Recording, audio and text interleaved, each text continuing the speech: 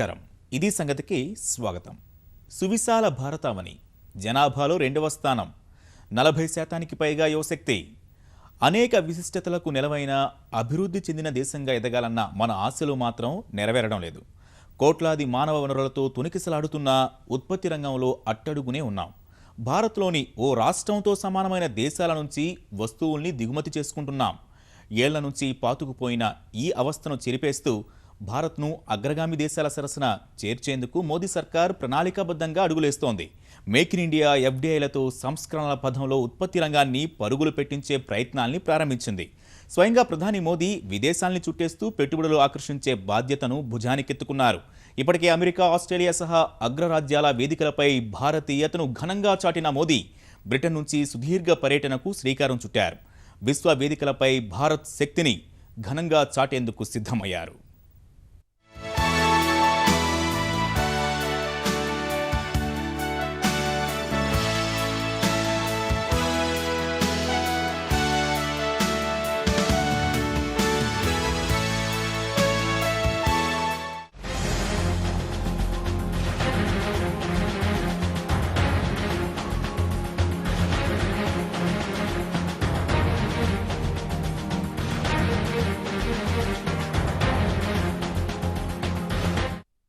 నూతన బంధాలు, వాణిజ్య ఒప్పందాలు, పెట్టుబళ్ల ఆకర్షణ, అంతర్జాతీయ సంస్థల్లో సంస్కరణలు ఇవే లక్ష్యాలతో ప్రపంచం చుట్టేస్తున్న ప్రధాని మోదీ మరో కీలక పర్యటనకు శ్రీకారం చుట్టారు. ఆశ నిరాశల మధ్య సమతూకం తెచ్చేందుకు విశ్వవేదికలపై విశిష్ట పాత్రకు సిద్ధమయ్యారు. బ్రిటన్ నుంచి రష్యా వరకు సాగే ఈ పర్యటన ఆశలు, ఆకాంక్షలకే కాక వ్యూహాత్మకంగా ఎంతో కీలకం కానుంది. ముందుగా బ్రిటన్ గడ్డపై అడుగుపెట్టిన ప్రధాని మోదీ 2 దేశాల మధ్య ద్వైపాక్షిక బంధం బలోపేతమే లక్ష్యంగా 5 ఏళ్ల నాడు ఆ దేశ ప్రధాని డేవిడ్ కామెరూన్ చేసిన బాసలకు ఇకనైనా వాస్తవ రూపం కల్పించమని కోరే దిశగా అడుగులు వేయనున్నారు.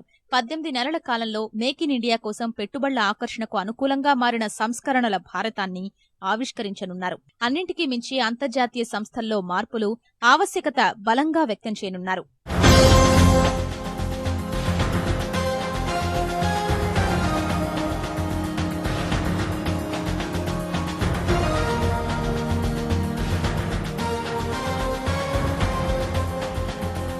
సుమారు దశాబ్దం తర్వాత బ్రిటన్లో పర్యటిస్తున్న భారత ప్రధాని మోదీ ఈ దౌత్యయాత్రకు మరెన్నో ప్రత్యేకతలున్నాయి. అందుకే 2 దేశాల మధ్య వాణిజ్య బంధం మరింత దృఢతరం అయ్యే దిశగా మోదీ అడుగులు పడనున్నాయి. రక్షణ, భద్రత, ఇంధన రంగాల్లో పరస్పర సహకారం మెరుగుపర్చుకోవడం సహా పెట్టుబళ్ల ఆకర్షణే లక్ష్యంగా పర్యటన సాగనుంది. రక్షణ ఉత్పత్తుల అంశం ఇరువురి మధ్య ప్రాధాన్యాంశంగా మారింది. 2 పక్షాల మధ్య $1,500 కోట్ల విలువ చేసే పెట్టుబళ్లకు ఒప్పందాలు కుదిరే అవకాశం ఉంది. అభివృద్ధి భాగస్వామ్యం, రక్షణ, భద్రత, ఇంధన, వాతావరణ మార్పులు వంటి రంగాల్లో కలిసి సాగే దిశగా మరిన్ని ఒప్పందాలు చోటు చేసుకోనున్నాయి. పైగా మోదీ అక్కడ అడుగుపెట్టడానికి కొద్దిసేపటి ముందే కామెరూన్ ఓ కీలక ప్రకటన చేశారు. ఈ చారిత్రక అవకాశాన్ని ఉపయోగించుకుని $100 కోట్ల ఒప్పందాలకు బాటలు పరుస్తామనే ఆశాభావం వ్యక్తం చేశారు.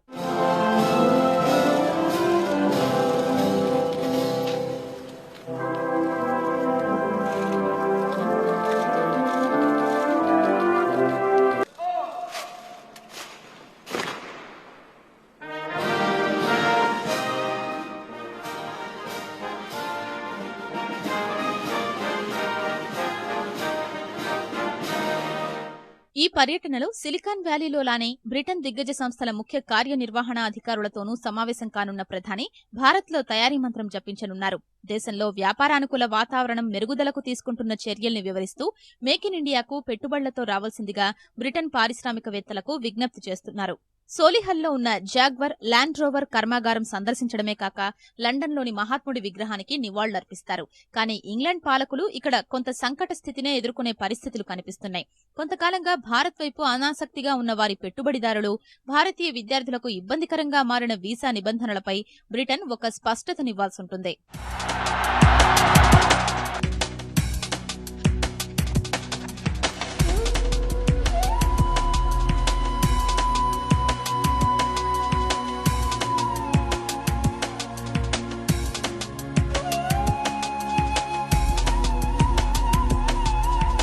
వీటన్నింటి మధ్యనే ఏ దేశంలో అడుగుపెట్టినా ప్రవాస భారతీయులకు ప్రత్యేకంగా సమయం కేటాయిస్తోన్న మోదీ ఈసారి అందుకు తగ్గ ఏర్పాట్లు చేసుకున్నారు. దౌత్య వ్యాపార భేటీలు కొనసాగిస్తూనే శుక్రవారం ఐరోపాలోనే అతిపెద్ద ఫుట్బాల్ మైదానమైన లండన్ వెంబ్లీలో ప్రసంగించనున్నారు. 125 కోట్ల మంది భారతీయుల సాక్షిగా 60,000 మంది భారత సంతతి పౌరులకు భరోసా కల్పించనున్నారు. 2 అద్భుత దేశాలు, ఒక దివ్యమైన భవిష్యత్తు అనే నినాదంతో ఐరోపా భారత ఫోరం ఈ సభ నిర్వహిస్తోంది. మోదీ ప్రసంగానికి ముందు భారత, బ్రిటన్కు చెందిన ప్రఖ్యాత కళాకారుల సాంస్కృతిక కార్యక్రమాలు అలరించనున్నాయి. ప్రధాని ప్రసంగం తర్వాత అద్భుతమైన బాణసంచా వెలుగులతో మైదానం పరిసరాలు కాంతులీనేలా నిర్వాహకులు ప్రత్యేక ఏర్పాట్లు చేశారు. కార్యక్రమానికి బ్రిటన్ ప్రధాని డేవిడ్ క్యామెరూన్ కూడా హాజరవుతారని సమాచారం.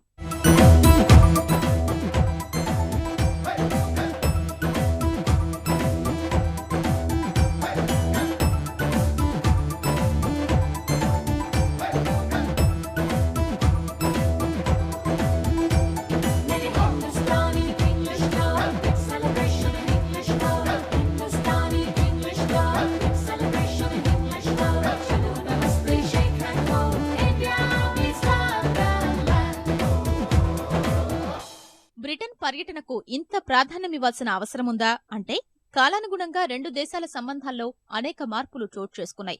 పెట్టుబడుల పరంగా భారత సంతతి సమస్యలు ప్రాధాన్యత సంతరించుకున్నాయి. ఇప్పటివరకైతే ఇరుపక్షాలు ఇచ్చిపుచ్చుకునే ధోరణిలోనే వాణిజ్య కార్యకలాపాలు కొనసాగిస్తున్నాయి. భారత్లో బ్రిటన్ 3వ అతిపెద్ద పెట్టుబడిదారుగా అవతరించింది. 2013-14లో దాదాపుగా 20.426 కోట్ల విదేశీ ప్రత్యక్ష పెట్టుబడులు మన దేశంలోకి ప్రవహించాయి. యూకే నుంచి అత్యధికంగా ఎఫ్డీఐలు పొందుతున్న దేశాల్లో భారత్ 3వది. మరోవైపు భారత కంపెనీలు సైతం బ్రిటన్లో భారీ ఎత్తున పెట్టుబడులు పెడుతున్నాయి. యూకేలో 700కు పైగా మన కంపెనీలు కార్యకలాపాలు సాగిస్తున్నాయి. ఇలా ఉభయ దేశాల మధ్య సమాన స్థాయిలో పెట్టుబడులు ప్రవహిస్తున్నాయి. 2 దేశాల మధ్య సమన్వయ సహకారాలు ఇదే స్థాయిలో కొనసాగుతున్నాయి. భారతీయ వాహన సంస్థలు యూకే వాహన పరిశ్రమలో భారీగా పెట్టుబడులు పెడుతున్నాయి. ఎలక్ట్రానిక్ వాహన సాంకేతిక పరిజ్ఞానాల అభివృద్ధికి కృషి చేస్తున్నాయి. చారిత్రక కారణాల వల్ల 2 దేశాల మధ్య రాకపోకలు సాగుతూనే ఉన్నాయి. బ్రిటన్లోని విదేశీ విద్యార్థుల్లో 2వ అతిపెద్ద వర్గం భారతీయ విద్యార్థులే. భారతీయ సంతతికి చెందిన 15 లక్షల మంది బ్రిటన్లో నివసిస్తున్నారు. ఆ నేపథ్యంలోనే బ్రిటన్, భారత్ల స్నేహ సంబంధం మరింత దృఢమయ్యేందుకు మోదీ పర్యటన బాటలు వేయాలని అంతా కోరుకుంటున్నారు. అలానే వాణిజ్య బంధం సహా అంతర్జాతీయ సంస్థల్లో భారత ప్రాతినిధ్యంపై బ్రిటన్ మద్దతు కూడగట్టే ప్రయత్నాలు జరిగే అవకాశముంది. ఐక్యరాజ్యసమితి భద్రతా మండలిలో శాశ్వత సభ్యత్వం కోసం అంతర్జాతీయ వేదికలు సహా అగ్రరాజ్యాల అధినేతల్ని ఒప్పించేందుకు శ్రమిస్తున్న మోదీ బ్రిటన్ సహకారం కోరనున్నారు. ఇదే జరిగితే భారత్ చిరకాల వాంఛ తీరేందుకు మార్గం సుగమమవుతుంది. బ్రిటన్ పర్యటన ముగిసిన తర్వాత ప్రధాని నరేంద్ర మోదీ విదేశీ పర్యటన సుదీర్ఘంగా కొనసాగనుంది. ఈ నెల 15, 16 తేదీల్లో టర్కీలో G20 నాయకుల శిఖరాగ్ర సమావేశంలో మోదీ పాల్గొనున్నారు. ప్రపంచీకరణ ఊపందుకుంటున్న తరుణంలో ఓ దేశం ఆర్థిక విధానాల్లో తెచ్చిన మార్పులు మరో దేశంపై ప్రభావం చూపుతున్నాయి. ఈ సవాళ్లు కలసికట్టుగా ఎదుర్కొనేందుకు ఆవిర్భవించిన G20 వేదికపైన మన వాణిని సూటిగా వినిపించనున్నారు. పోటాపోటీగా కరెన్సీ విలువ తగ్గించుకోవటం వల్ల కలిగే దుష్ప్రభావం దృష్ట్యా ఇలాంటి చర్యలకు తీసుకోకూడదని ప్రధాని మోదీ బలంగా వాదించనున్నారు. నల్లధనం, పన్ను ఎగవేత తరహా సమస్యలపై పోరాటానికి అంతర్జాతీయ సమాజ సహకారం కోరడంపైన మోదీ G20 శిఖరాగ్ర సమావేశంలో దృష్టి పెట్టనున్నారు. విదేశాల నుంచి అత్యధిక నగదు బదిలీ అవుతున్న దేశాల జాబితాలో భారత్ అగ్రస్థానంలో నిలిచినందున అంతర్జాతీయ లావాదేవీలపై విధించే రుసుము తగ్గింపు కోసం ప్రధాని పట్టుబట్టనున్నారు. గతంలో లావాదేవీ విలువలో 10% ఉన్న రుసుము భారత్ ఒత్తిడి వల్ల 7.5% దిగొచ్చింది. ఆ మొత్తం 2030 నాటికి 3% తీసుకురావడంపై మోదీ దృష్టి సారించనున్నారు. అంతర్జాతీయ ద్రవ్యనిధిలో నిర్ణయాలు చేయడం సహా ఓటింగ్ ప్రక్రియలో వర్ధమాన దేశాలకు మరిన్ని అధికారాలు ఇచ్చేందుకు ఉద్దేశించిన సంస్కరణల అమల్లో జాప్యంపైన G20 సదస్సు వేదికగా ప్రధాని ఆందోళన వ్యక్తం చేయనున్నారు. G20 సదస్సు కోసం వచ్చే అమెరికా అధ్యక్షుడు ఒబామా సహా ఇతర దేశాధినేతలతో విడివిడిగా భేటీ కానున్న మోదీ ద్వైపాక్షిక చర్చలు జరిపే అవకాశముంది. G20 శిఖరాగ్ర సదస్సు తరువాత ఈ నెల 18 నుంచి 22 వరకు మలేషియాలో జరగనున్న ఆసియాన్ శిఖరాగ్ర సమావేశంలో మోదీ పాల్గొనున్నారు. ఈ మధ్యకాలంలో ఆసియాన్ భారత్కు ప్రధాన భాగస్వామిగా ఆవిర్భవించింది. 2011లో ఆసియాన్తో భారత్ కుదుర్చుకున్న స్వేచ్ఛా వాణిజ్య ఒప్పందం సత్ఫలితాలిస్తోంది. 2011-12 ఆర్థిక సంవత్సరంలో భారత్ ఆసియాల మధ్య వాణిజ్యం గణనీయంగా 41% పెరిగింది. ప్రస్తుతం అది $8,000 కోట్ల చేరింది. ఈ ఆర్థిక సంవత్సరం ముగిసే నాటికి వాణిజ్యం $10,000 కోట్ల చేరే అవకాశముంది. భారత్ ఆసియా బంధం మరింత క్రియాశీలకంగా మారేందుకు ఈ సదస్సు దోహదం చేయనుంది. వాతావరణ మార్పులపై ఈ నెల 30న ప్యారిస్లో జరిగే శిఖరాగ్ర సమావేశంలో మోదీ పాల్గొనున్నారు. కర్బనోద్గారాల విడుదలపై అభివృద్ధి చెందిన దేశాలు బాధ్యత వహించాలని వర్ధమాన దేశాలు వాదిస్తుంటే భారత్, చైనాలే ఆ బాధ్యత తీసుకోవాలని అగ్రరాజ్యాలు అభిప్రాయపడుతున్నాయి. ఆ భిన్న వాదనల దృష్ట్యా సదస్సులో చర్చలు వాడివేడిగా జరిగే సూచనలున్నాయి. భారత్ లాంటి అభివృద్ధి చెందుతున్న వ్యవస్థ మీద ఈ సమావేశం ప్రభావం పడనుంది. మోదీ ఫ్రాన్స్ నుంచి తిరిగొచ్చిన తరువాత రష్యాలోనూ పర్యటించే అవకాశముంది. మనం 70% పైగా రక్షణ ఉత్పత్తులు రష్యా నుంచే దిగుమతి చేసుకుంటోంది. అనేక విషయాల్లోనూ రెండు దేశాలు ఏకాభిప్రాయం కలిగి ఉన్నాయి. బ్రిక్స్ వంటి వ్యవస్థల ద్వారా మరో ప్రపంచం ఆవిష్కరించేందుకు ప్రయత్నిస్తున్నాయి. సుదీర్ఘ విదేశీ పర్యటనల ద్వారా మోదీ దౌత్యబంధం మరింత విస్తృతం చేయనున్నారు. ఈ సమావేశాల ద్వారా భారత్కు ప్రపంచ అవసరం ఎంత ఉందో, అదే సమయంలో భారత ప్రభావం లేని సమాజం ఊహించడం కష్టమేనని స్పష్టమైన సందేశం ఇవ్వనున్నారు. ప్రధానిగా బాధ్యతలు చేపట్టిన నాటి నుంచి నరేంద్ర మోదీ చేస్తున్న వరుస విదేశీ పర్యటనలపై ఎన్నో విమర్శలు. ఈ స్థాయిలో దేశాలు తిరగాల్సిన అవసరముందా అనే ప్రశ్నలు. కానీ వాటన్నింటికీ మారుతున్న ప్రపంచ గమనమే సమాధానం. ఆర్థిక, సైనిక సామర్థ్యం దృష్ట్యా అనేక దేశాలు విదేశీ విధానాలకు కొత్త రూపమిస్తున్నాయి. సమీకృత ఉత్పాదక వ్యవస్థ రూపంలో దేశాల మధ్య ఆర్థిక బంధం దృఢపడుతోంది. ఒక ఉత్పత్తికి సంబంధించి విడిభాగాల తయారీ ఒక దేశంలో జరిగితే వాటి కూర్పు మరో దేశంలో జరుగుతోంది. ఈ ప్రక్రియ వల్లే ముడి పదార్థాలు, మానవ వనరులు సమర్థంగా వినియోగించుకునే వీలు కలుగుతోంది. ఇప్పటి వరకు ఈ తరహా వ్యవస్థలో భారత్ భాగస్వామ్యం అంతంత మాత్రమే. 2011లో ప్రపంచ విడిభాగాల ఉపకరణాల వాణిజ్యంలో భారత్ వాటా 1.18% మాత్రమే. ఆ ఏడాది చైనా వాటా 12.61%. ఈ లోటు భర్తీ చేసేందుకు విదేశాల్లో విస్తృతంగా పర్యటిస్తున్నారు మోదీ. ప్రపంచ వేదికపైకొస్తున్న కొత్త శక్తులన్నింటితో ఏకకాలంలో సత్సంబంధాలు ఏర్పరచుకుంటున్నారు. సమీకృత ఉత్పాదక వ్యవస్థలో భాగస్వామ్యం పెంచుకునేందుకు, పెట్టుబడులు ఆకట్టుకునేందుకు దౌత్యమంత్రం జపిస్తున్నారు. కాస్తంత పచ్చదనం కనిపిస్తే చాలు, అప్పటి వరకు పని ఒత్తిడితో బరువుగా ఉన్న మనసు కుదుటపడుతుంది. అదే కనుచూపు మేరంతా పచ్చదనం కనిపిస్తే ఇంకేముంది, గువ్వలా ఎగిరి గుట్టపై వాలాలి అనిపిస్తుంది. అలాంటి ప్రకృతి సౌందర్యానికి ప్రతీకే నల్గొండ జిల్లా దేవరచెర్లలోని మునిస్వామి గుట్ట. కార్తీక మాసంలో ఎక్కడికి వెళ్లాలా అని ఆలోచిస్తున్న వారిని రారమ్మంటూ ఆహ్వానిస్తోంది. సహజ సిద్ధంగా ఏర్పడ్డ ప్రకృతి అందాలు కనువిందు చేసే కృష్ణమ్మ సొగసులు, సహజ సోయగాలు నింపుకున్న పల్లెలు, వింతైన ఆచారాలతో నెలవైన ఆవాసాలు, కనువిందు చేసే అంశాలెన్నో పర్యాటకుల్ని పరవశింపజేస్తున్నాయి. దశాబ్దాలుగా వెలుగులోకి రాని చందంపేట గిరిజన కోన ప్రస్తుతం సందర్శకుల్ని మైమరిపిస్తోంది. తెలంగాణకు పర్యాటక స్వర్గధామంగా తీర్చిదిద్దాలని భావిస్తున్న ప్రభుత్వం మౌలిక సదుపాయాలు లేని ఈ ప్రాంతాన్ని అభివృద్ధి చేసేందుకు నడుం బిగించింది.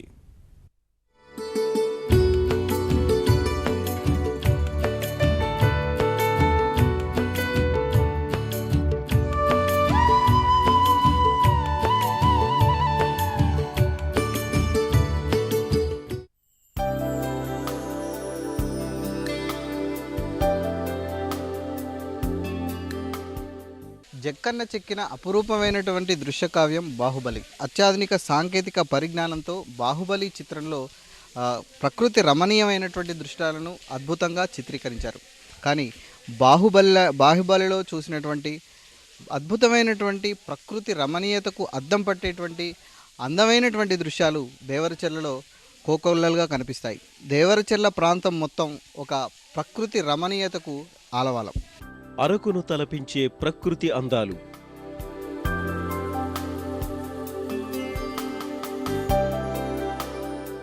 పచ్చని కొండల నడుమ కృష్ణమ్మ సొగసులు,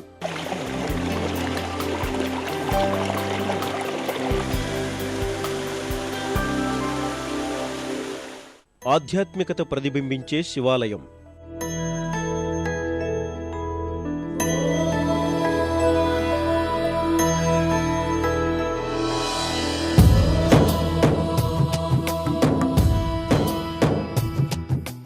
ఆధునిక సదుపాయాలు లేకపోయినా ఆనందం తాండవించే గిరిజన తండాలు, వీటన్నింటి కలబోతే దేవరచెర్ల.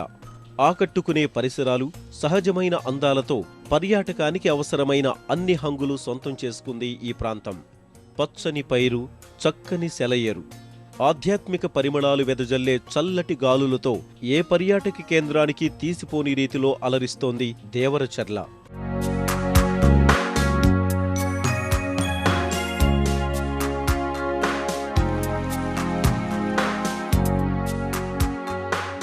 నల్గొండ జిల్లా దేవరకొండ నియోజకవర్గ కేంద్రానికి 40 కిలోమీటర్ల దూరంలో ఉన్న ఓ మారుమూల ఆవాసమే దేవరచెర్ల. చందంపేట మండలం యల్మలమంద పంచాయతీ పరిధిలో ఉన్న ఓ కుగ్రామం ఇది. ఈ ప్రకృతి ఒడిలోకి అడుగు పెట్టాలంటే కాస్తంత కష్టపడాల్సిందే. ఇక్కడి మునిస్వామి గుట్టలపై కొలువుదీరిన పరమశివుణ్ణి దర్శించుకోవడానికి 5 కిలోమీటర్లు కాలినడకన వెళ్లాల్సి ఉంటుంది. నడిచేందుకు సైతం వీలు లేకుండా రాళ్లు రప్పలతో ఉన్న మార్గం మీదుగా నడక సాగించడం సాహసోపేతమే.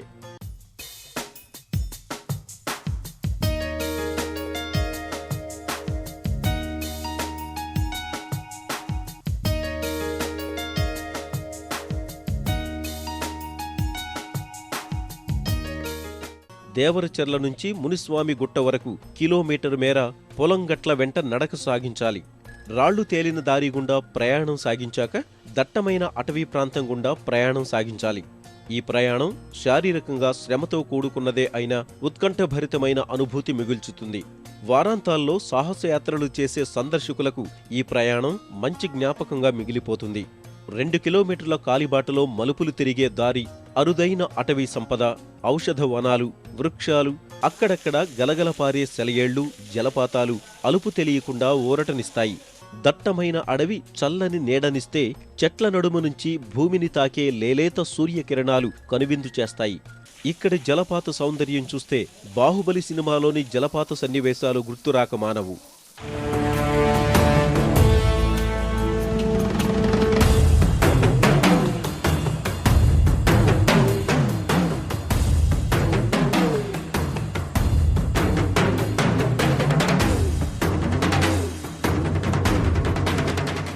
ఇక్కడ బాహుబలి సినిమా చూసినట్టే ఉంది. ఇక్కడ ఎత్తైన జలపాతాలు, వాటర్ ఫోర్సు మొత్తం అంత చాలా ఆహ్లాదకరంగా ఉంది.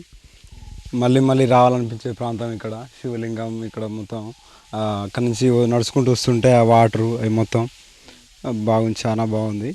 ప్రజలకు కూడా మంచిగా చూసే ప్లేస్ కాబట్టి లోపలికి వస్తూ ఉంటే చాలా బాగా ఉన్నది లొకేషన్.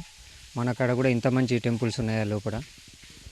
ఇలాంటి వాటిని అభివృద్ధి చేస్తే మన యొక్క టూరిజం కానీ భక్తి కానీ తొందరగా ఉంటుంది.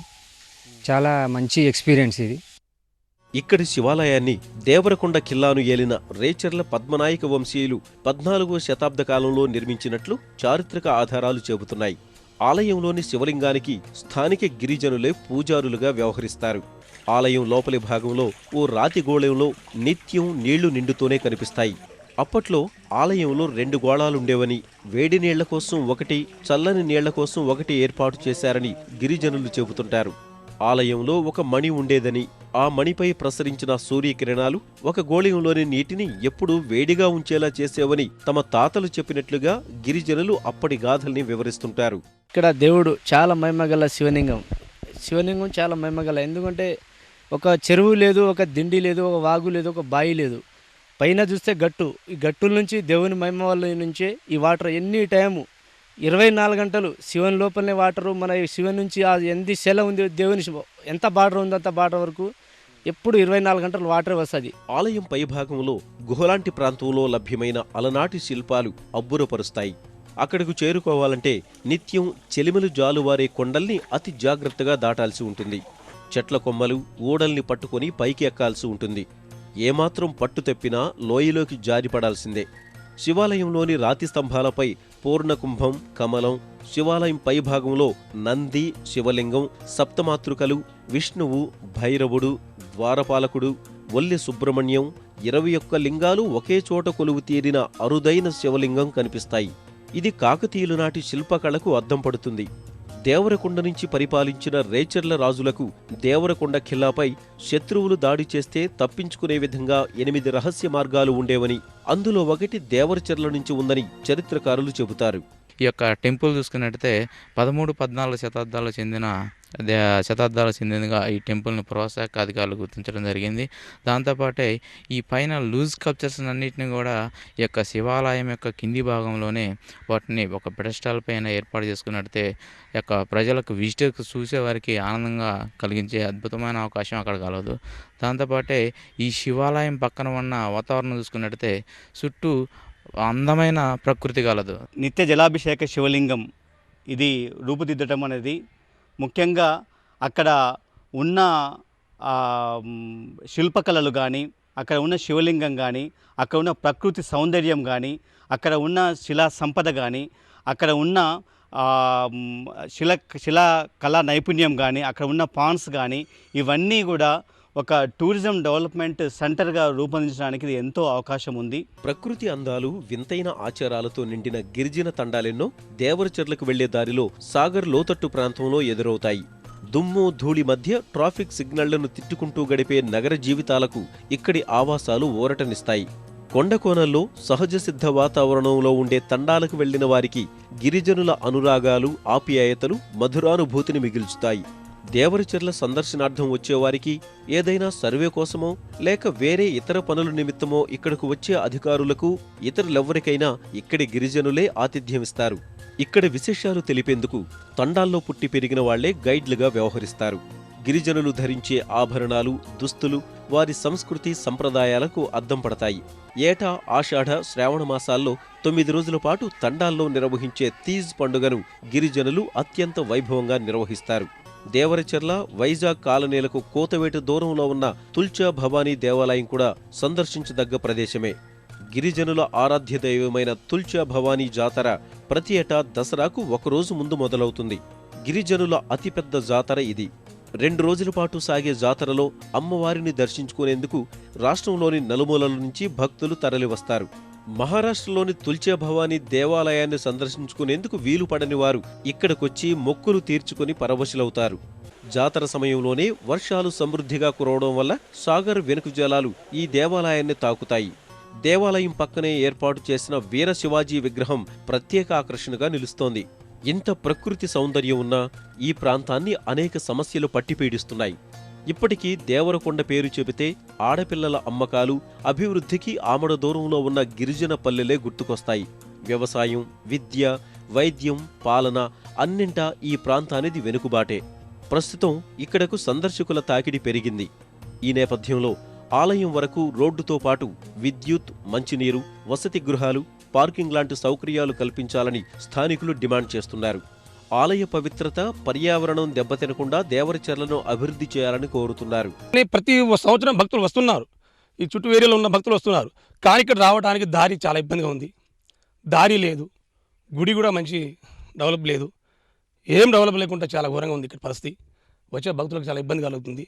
అయితే ఈ రోడ్డు మార్గం చేయాలని కూడా గవర్నమెంట్ దృష్టికి తీసుకెళ్తున్నాం. రోడ్డు ప్రాబ్లం ఉంది, గుడి కూడా చాలా ప్రాబ్లం ఉంది, నీళ్ళకి ప్రాబ్లం ఉంది, కరెంట్ ప్రాబ్లం ఉంది.